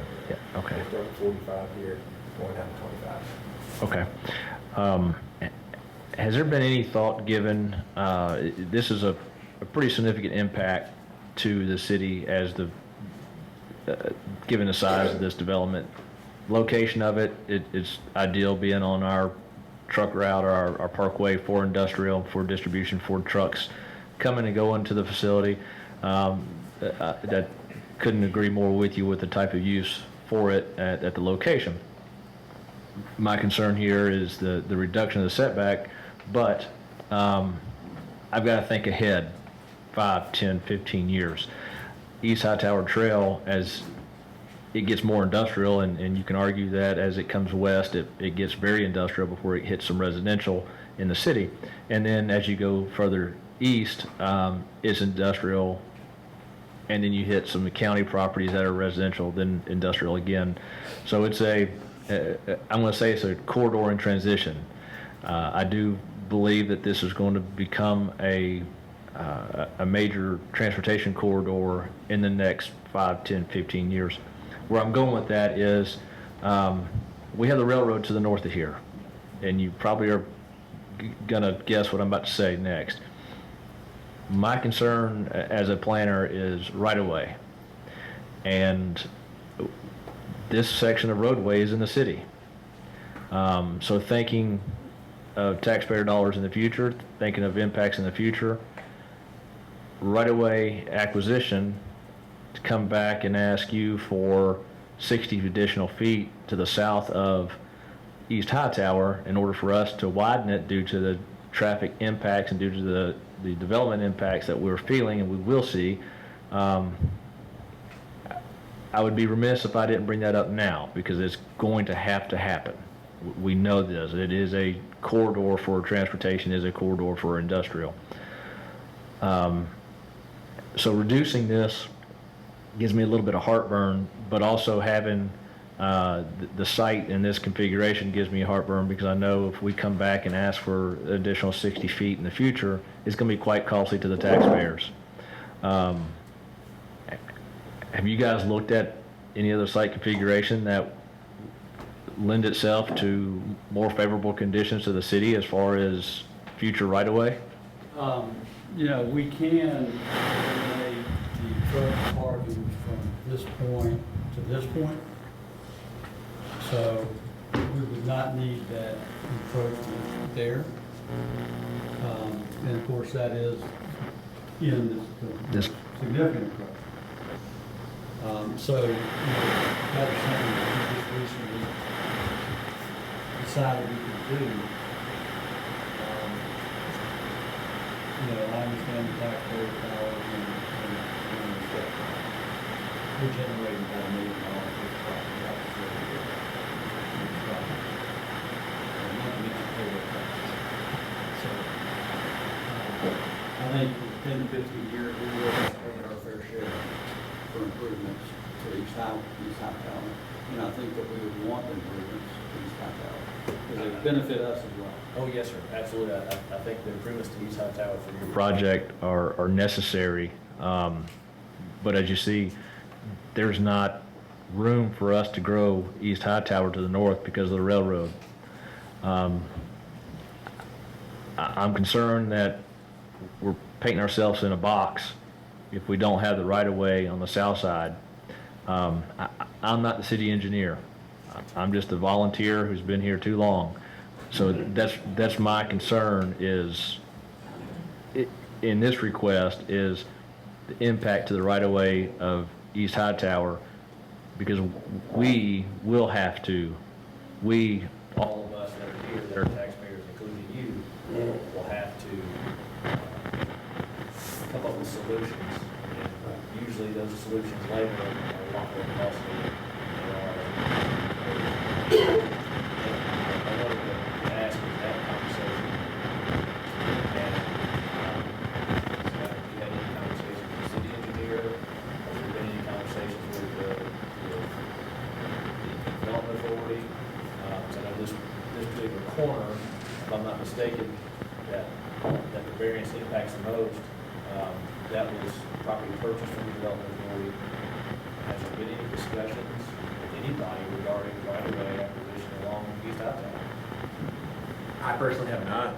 I do know that the traffic study that was provided by A&R Engineering, who was a traffic consultant that provided that study for the development of regional impact, and they do a future build out. They look 20, 30 years down the road and generate counts based on that. And those counts are what drove the turn lanes on East Hightower at, I think she mentioned driveway number 3 over there, where there's a left turn lane that's required and a decel lane in. But at that time in that study and the counts that they provided with their future numbers didn't call for an expansion of the road. Now, what happens throughout some of the other developments and other neighborhoods that may happen down the road, you know, that may drive that boat. But based on the counts that were in that traffic impact study, did not call for it at that time. Thank you.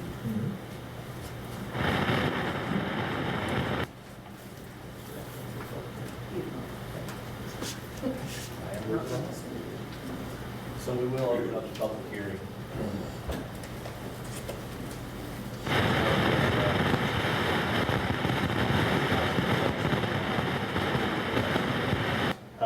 all the way till the end? Yes, sir.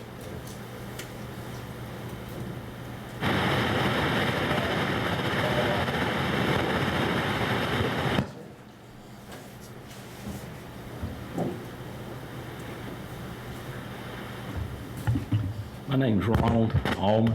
I live on off Knox Chapel Road, Partee Trail, Knox Chapel. Dead ends in the high tower, and one of the warehouses is supposed to be right across the road from us. My concern was the reduction of the buffer and from 50 feet, I believe, down to 25 feet. And in that area that I was talking about where Knox Chapel comes out into Hightower. And I'm not sure if they're requesting that or just this area right here. It Yes, just, sir. It appears that it's just this area, the area across from Knox Chapel. yes, sir. That building appears to be well outside that 50-foot setback. Okay. And the applicant does have time for rebuttal. He may decide to address that at rebuttal. Okay. That was my concern. The reason that I had asked to speak is that we have buffers are important. Y'all know that, and especially in this situation where you're transitioning from industrial to residential, and residential being on the other side of the railroad, down Knox Chapel Road, a fairly large residential area there with still a lot of rural area, not as much as it used to be, but still there. Some of our neighbors and friends will be able to see the development from their houses already, and then certainly everybody that comes down Knox Chapel and onto Hightower would be able to see it. And that was my concern, that we wanted it, that buffer to stay there, not to be reduced, in order for them to have enough room to plant trees and foliage, bushes and things, to cover up that end of that particular warehouse. Okay. Right there. Thank you, sir. And if they're not asking for that, then that's pretty much what I was gonna ask for. Thank y'all for the job that you do. Thank you, sir. Appreciate you.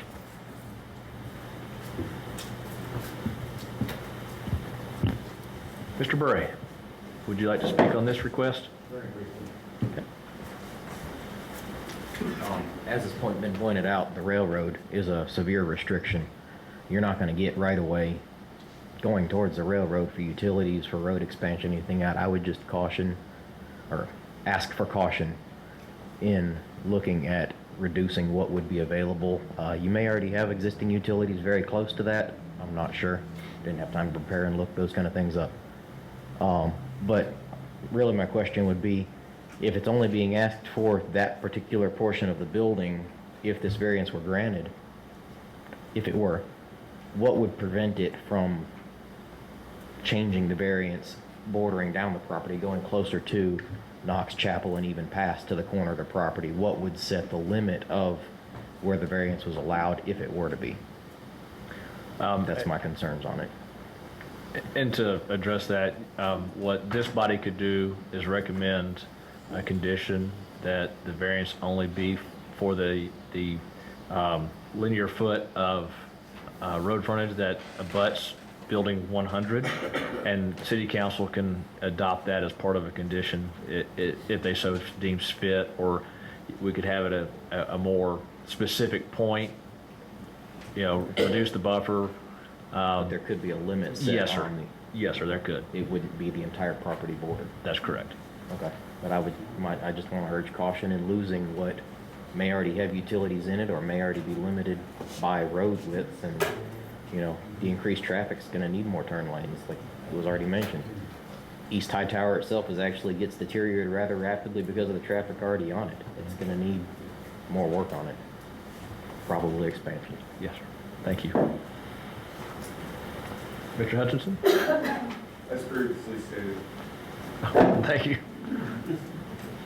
Mr. Gardner? Just to complete what I started earlier, when my time ran out. Changing the buffers on any of these roads surrounding this property, I'm not concerned about the numbers. It's the change itself. You're going to set up a precedent for any other development from city limit to city limit. It's going to create a snowball effect, as you mentioned, in the future. If DOT needs more right-of-way, they're taking it from the south side. It's going to cost the taxpayers more money because the value of that property is going to be higher because it's already developed. It's encroaching into the business that is there at that time. And I think someday, if we don't stick to what we have now, when this area of town from one end of the bypass to the other, if you want to call it the bypass, is developed, if there is not some precedent that is held to, it's not going to fall in with the character that is intended now when all this planning is being done, when all of these ordinances are being set and all the design and development to match the historical character. If we don't set that precedence and hold to it and make everything fit into the boxes that as the way they've been designed, we're going to look back on it in 20 years and it's going to look like crap. And it's not going to match what we intended for it to match. That's all I got to say. Thank y'all very much. Thank you. Okay. Ms. Osborne? And the tree. Yeah, I want to just point out that this is the corridor line that runs through the building here. So there was a concern about that extending on down around towards Knox Chapel and around. The 50-foot buffer stops at this line, so that's the corridor over there. So I believe it's, anywhere it's 10 or 15 feet, I think, for the rest of the development down through there. And we're not encouraging them to do that much, but I just want to point out that 50-foot stops here, the corridor over there. Thank you. It's from the buffer through the rest of it. I know we're getting down to 25 there. They're planting so many evergreen trees here that, honestly, I'm not going to speak for the people who wrote the ordinance, but typically you see some increase in the 50-foot because you need that for like an undisturbed buffer for deciduous trees. So in the wintertime, you need a longer buffer like that so you can provide that screening. But for this, we're going to go there and replant these with evergreens. And as Greg pointed out, that being so far below the road, you can do a steady line of evergreen trees down through there and provide just, if not even more than a natural 50-foot buffer because we're planting these evergreen trees green all year long. Okay. Yeah, I mean, I said before, but, we're making a concerted effort to buffer visually the buildings from residents, from the street, from any perspective. And, if I were able to get into details about tree species and tree sizes, tree spacing, I would be able to make a more compelling argument. But in this form, it's a little difficult to get that. And it might be right over some of our heads. Well, yeah, it's a little hard to see, but, this is our landscaping plan, and you can see these are all very tall evergreens. All the way around. This is a more recent one, Barbara. Yeah, it's a little hard to see that It is from still my hard to see. perspective, but the entire property is surrounded, by these evergreen trees, and the elevation change plus the height of these trees, you won't see it. Can you address, the gentleman's comment about the distance of building 200 from the setback of it from East High Tower? I don't have a scale.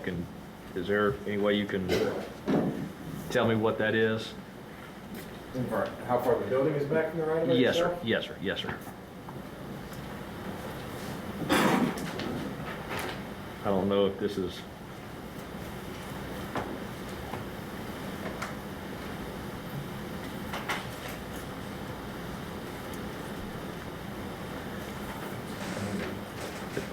Maybe 200 feet? Not quite, about 150, I want to say. Just from the southeast corner, I would say about 150. Okay. So that would be from East High Tower.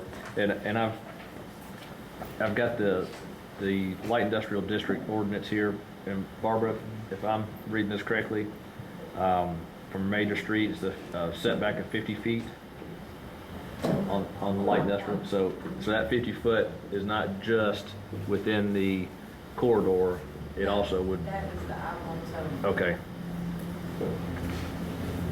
Okay. But that's for building setback, not a landscape strip width, that's a building setback. Perfect, thank you. Any questions of the applicant from planning commission members?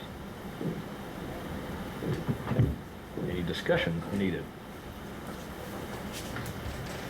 If not, chair will entertain a motion. Same thing I feel as applies in this as what you said earlier, which is what I was thinking is the future development aspects of the roadways and things. And, several of us have grown up in this area in Atlanta surrounding, and we all know how frustrating traffic gets whenever DOT is always so forward thinking in their planning to get things done, and I don't want us to be in that same boat where we're sitting there looking at stuff 10 years down the road and go, why didn't we plan accordingly for something of this nature?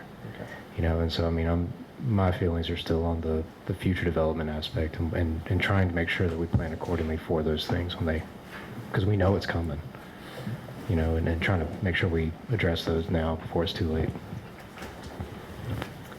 I have one more thing I want to throw into this mix about the traffic on East Hightower. We're talking a lot about future development of this road and widening of this road because CSX has a right of way there. So I drive up and down the East Hightower Trail several times every day. And the other thing I'm going to throw into this mix is that when the trains are running and the intersection at the bypass, there's a train there and the traffic backs up, if there's not something done to address that road, when we get 3,000 more trips per day at that intersection, when there's a train, it is going to back up for a crazy amount of space. So I think it would be wise to leave ourselves some buffer room there. Yeah, I would, if it's appropriate, Chairman, I would like to point out that, the trucks are gonna go down social circle bypass to get that one. That's a big state road. East Hightower is not a big road. That's gonna be the most likely route for trucks to get back that one. Social circle bypass and not East Hightower. So, just wanted to- And I'm not sure we can put a condition that says all truck traffic has to use the parkway. I'm not suggesting it. And that would, if we could, that would alleviate that concern. And I'm sorry, I'm seeing on the site plans, Mr. Samuel, you stated that East Hightower Trail is also State Route 229? I would already asked that question. That came from our survey. Our survey, so when you talk about that being a city road and the city expanding it, according to the survey information we got from our survey, it's State Route 229. And that's new to me. And I was going to ask you about that, where you found that. It's not. Okay, so that's incorrect? It used to be. Okay, thank you. That bewildered me. I thought, well, hey, that's, state money's now. It's everybody's money. I would like to reserve the opportunity to confirm that it is wrong. Because we have, the surveyor says it's highway 229. Okay. And, I think that's a reasonable request. Sure, you can certainly do that, It's not a state road, it's not a state road, it is. Yeah, if it's not a state road, I think GDOT owes us, the city, some money for doing maintenance. They'll send us an IOU, right? All right, at this time, no other discussion, the chair will entertain a motion for reduction of the 50-foot landscape buffer along East Hightower Trail from 50 foot to 25 foot.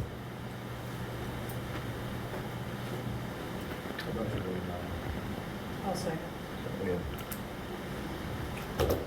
For the record, Jay made a motion to deny the request to reduce the landscape buffer along East Hightower Trail from 50 to 25 feet. Valerie seconded. All those in favor signify by raising your hand. All right. Thank you. And item E, Barbara, is a reduction of the 100-foot landscape buffer along State Route 11, which is the parkway, from 100 foot down to 52 feet. Yes, and Chairman, I want to state for the record, I did read the this ordinance on that 25, from 50 to 25, so thank you for bringing up the 60 foot right away for the city on that. This is a 100-foot landscape buffer requirement down to 52 feet along the Social Circle Parkway. The applicants asked the city to grant variance request to reduce a 100-foot landscape buffer requirement down to 52 feet along Social Circle Parkway. The ordinance describes landscape design as a component of the site planning and encourage retention of existing vegetation. New landscaping can be placed at the frontage along the property perimeters and within the pavement area. Furthermore, the ordinance states that the industrial corridor shall have an interconnected areas and a corporate campus appearance. So roadways, while serving a functional and vital industry community, remain attractive traffic corridors for residents and visitors. The ordinance specifies that landscape design retains some of the city's rural heritage through conserving green space, frontage perimeters, and having minimal frontage parking, limited signage, and adequate screening of loading docks and storage jetties. Staff would recommend that the planning commission recommend the mayor and council to keep the original landscape buffer setback as the highway corridor requires. And like I said before, this is our gateway to the city, and the city needs to keep the corridor like corporate campus appearance. I'll put it last.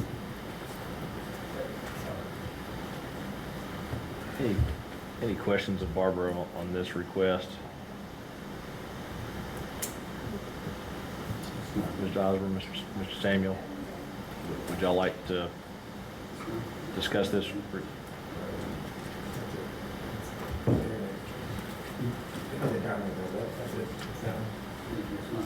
that right? Yeah, it talks about the 100-foot buffer required. That's reduction to 52 up there, closer to the intersection. That's 52, down across right there. There's several little blocks up there, it's hard to read. One of them is encroachment into the 100-foot landscape strip. And it says that a 100-foot landscape buffer is required, and it's got a 120-foot building setback. And then the next box has an additional parking required between the building and the right of way. If you look on the measurements on the line, it goes, at the four-way stop, it's got 60 feet, then it drops down to 52 feet. Yes, ma'am. Okay, so it's a variable request for reduction. The lowest point is 52 feet of landscape. And it's limited to where you see the 50-foot dimension? Yes, sir. That's where it stops. Right. You can see this is the So- right-of-way line as it comes through here, and the Okay. request is where it jogs. That's where Okay. it gets. I think we have our 100 feet. You mean the- yes, sir. In that area. So it's not the entire length of the parkway. I'm not sure if we got the point 100 feet or not, but yeah, this is where the biggest impact is here at 52 and 60. And I believe there's, it goes down to 60 feet as well in front of building 200 down here on the corner. So. Okay.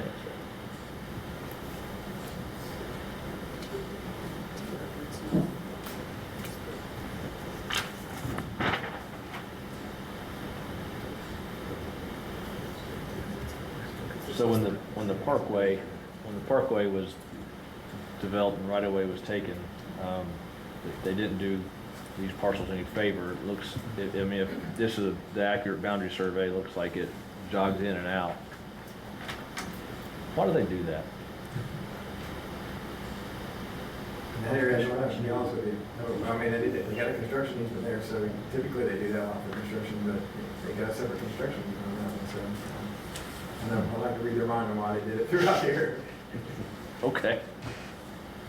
Would you guys like to give a presentation on this request? Okay. Yes, sir. Okay. We'll open the public hearing. Start with Mr. Johnson. Would you like to speak on this request? Okay. Mr. Allman, I know you spoke on D. Okay. Mr. Bray, on the reduction of the 100-foot landscape strip to 50, down to the lowest 52 for a small section of this road frontage. Is this buffer being spoken about from where it shows the jogs in those right of way? Yes, sir, from that point where it says 52, go up the wall. So we're talking about this. Yes, sir, there, and then on another section a little bit further down, there's a small section where it goes down to about 60 feet. I mean, I would just urge caution again in changing what's already been allowed. It's gonna snowball. It's gonna continue to grow. That still does, with that jog in the right of way, it looks like it does allow a little bit more for city use in the future, but I would just urge caution. Okay, thank you.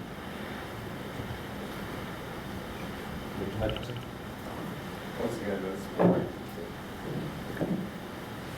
Mr. Gardner? As previously stated. And, you know, I guess I'm at an unfair advantage. I'm sitting here looking at the criteria for granting a variance.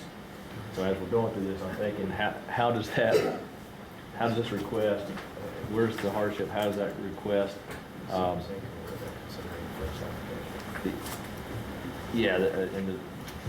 The first application has been to increase the maximum parking. The second one's been to decrease the building setback. This is a landscape strip requirement as part of the corridor overlay to reduce that landscape strip requirement. But it's in relation to the first one because the parking's in the way. Looks to me, looks like if you pulled the parking back, you wouldn't need the setback.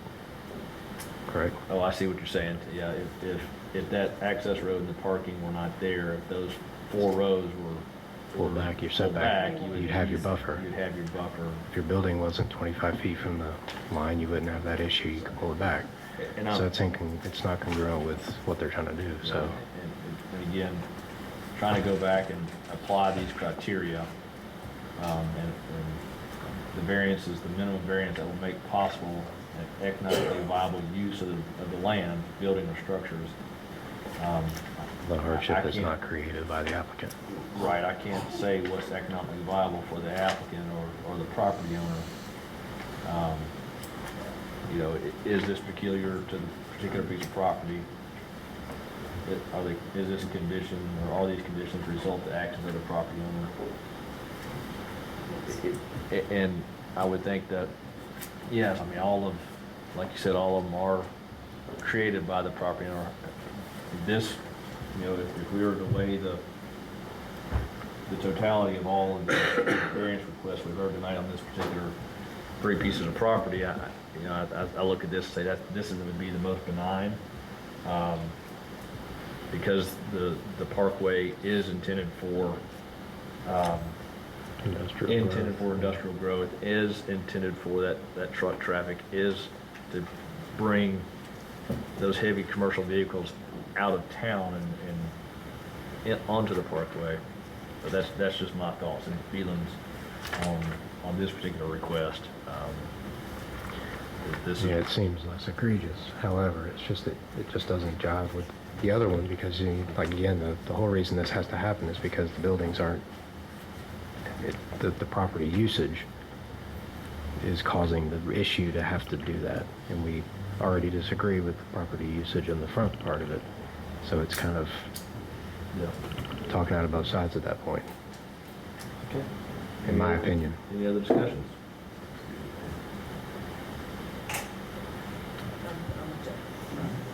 Chair will entertain a motion.